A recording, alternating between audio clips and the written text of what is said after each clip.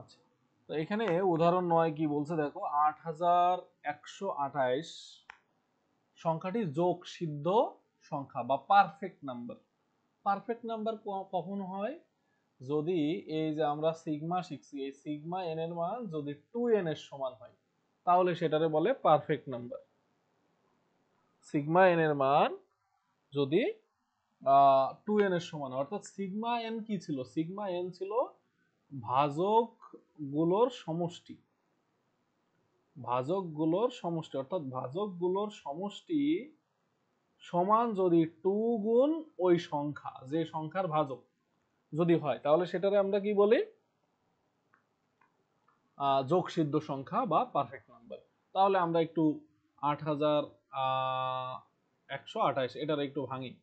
তাহলে 2 দ্বারা ভাগ করি। প্রথমে 2 দ্বারা ভাগ করলে 4064, 2 দ্বারা ভাগ করলে 2032, 2 দ্বারা ভাগ করলে 1016, 2 দ্বারা ভাগ করলে 508, 2 দ্বারা ভাগ করলে 254, আবার 2 দ্বারা ভাগ করলে 127।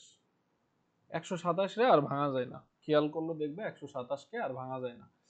তাহলে 8228 এটারে আমরা লিখতে পারি 2 to the power 1 2 3 4 5 6, 2 to the power 6 into 127। ঠিক আছে, তাহলে সিগমা এন আমরা কিভাবে বের করি? সিগমা এন বের করার নিয়ম কি, এটা কিন্তু আমরা অলরেডি বলছি। সিগমা এন বের করার নিয়ম হলো প্রাইম সংখ্যা যতগুলো থাকে সেই প্রাইমের পাওয়ার 1 বাড়বে।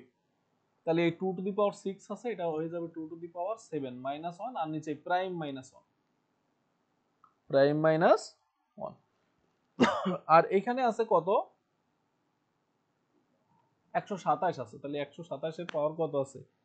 1 আছে, তাহলে এটা হয়ে যাবে 127 এর পাওয়ার 2 হয়ে যাবে -1 ডিভাইডেড বাই 127 1। ঠিক আছে, আচ্ছা, তাহলে এই দুটো যদি আমরা ক্যালকুলেশন করি, তাহলে এটা চলে আসে 127, এটা চলে আসে 128, ক্যালকুলেটরে যদি আমরা বসাই। ঠিক আছে, তাহলে এই দুটো গুণ করলে আবার চলে আসে 16256, তার মানে 2 গুণ 8128, মানে 2n। এই যে সিগমা n সমান 2n, তার মানে অবশ্যই এই যে 8128 এটা একটা যোগসিদ্ধ বা পারফেক্ট নাম্বার। আশা করি বুঝতে পারছো।